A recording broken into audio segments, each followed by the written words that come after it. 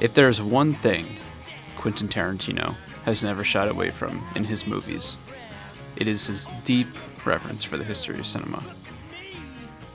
Whether it's naming his production company after Jean-Luc Godard's Band Apart, or mimicking the opening of The Graduate and Jackie Brown, his films are littered with intertextuality, or the use of outside works of art to add meaning to your story.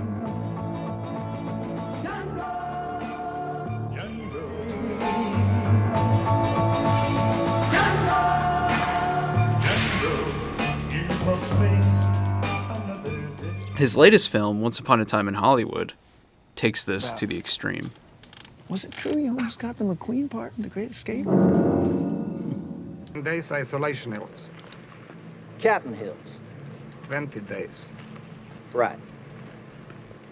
Oh, you'll still be here when I get out. It is almost impossible to fully engage with the film without knowledge of Tarantino's own career, the history of Hollywood, or the Manson family murders.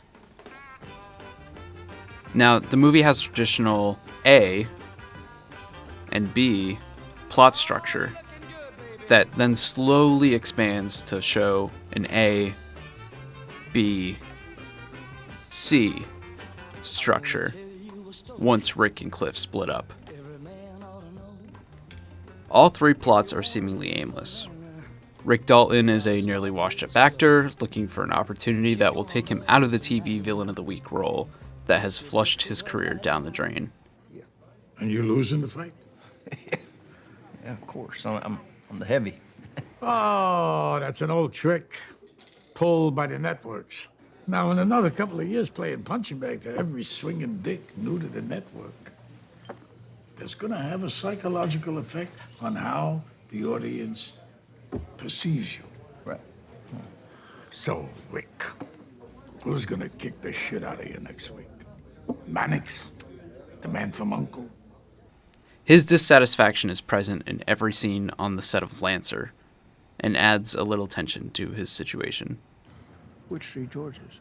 Papard and Harrison Chacaris. Oh, man. Yeah. That's gotta hurt. Yeah, well, I didn't get it. McQueen did it. And frankly, I never had a chance. These scenes are intercut with real-life movie star Sharon Tate driving around LA, running errands for herself and filmmaker husband Roman Polanski. Meanwhile, Rick's stunt double Cliff fixes his cable while reminiscing about gigs he fucked up in the past. Whoa, whoa, whoa! What the fuck is going on here? Hey, jackass, this is our series lead. Fair enough. Eventually, he finds himself at a hippie ranch after picking up a girl on the street. By themselves, these stories barely resemble a traditional film narrative. Some audiences were left a little clueless by what the point was. Nowhere to be found was the master of tension Tarantino proved himself to be in Reservoir Dogs and Inglourious Bastards. What he does instead is infuse the plot with tension by using elements completely outside of the picture. It's Cliff Booth. Just stopped in to say hello and see how you're doing. John Wilkes? Cliff Booth. Most of you probably know that in real life, Sharon Tate was murdered by the Manson family cult. 5 persons, including actress Sharon Tate, were found dead at the home of Miss Tate and her husband, screen director Roman Polanski. This most obviously adds an expectation to the film that the shoe can drop on her at any moment. When Tate picks up a hippie on the side of the road, or goes to the movie theater by herself, suddenly there's an underlying current of dread. On the Hollywood backlots of Rick Dalton's failing career, Tarantino is mimicking the own rise, fall, and rediscovery of a star that happened when he cast John Travolta in Pulp Fiction.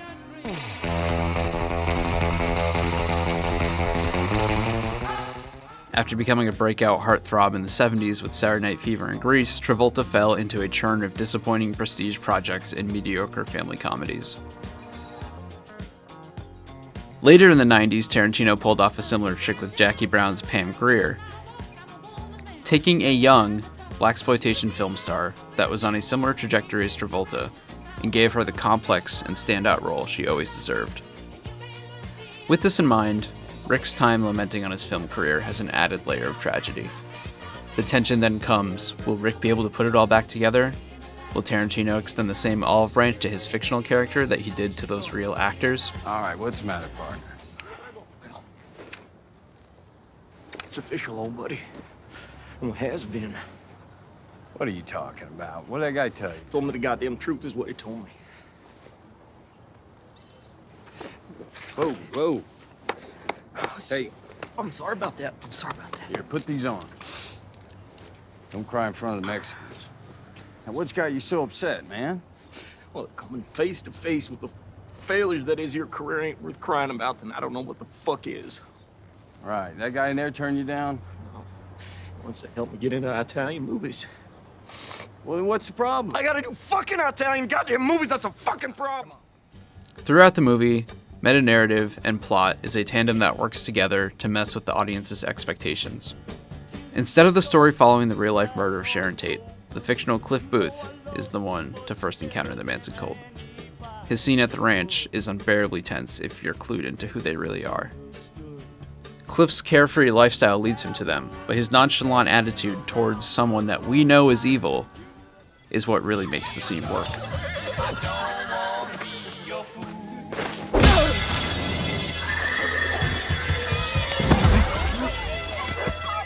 The plot and meta elements further work together when the cult shows up at Rick's home. Rick's celebrity status is what draws them away from Sharon Tate before her murder, and the acid-dip cigarette one of the hippies gave Cliff earlier in the film gets him so high that he is able to easily fight through pain as he kills the Manson cultists.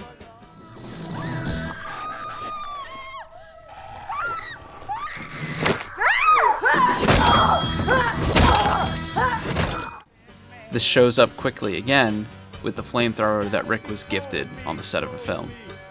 Cause and effect. Again, Rick's character is built on intertextuality. And I'm the type of moviegoer that groans at the overuse of intertextuality.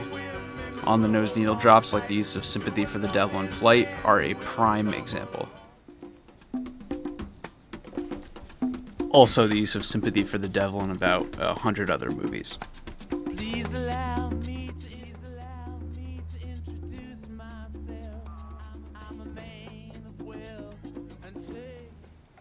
What these movies get wrong is they forget about building real character and stakes. They expect your history with the material to provide all the emotional heavy lifting.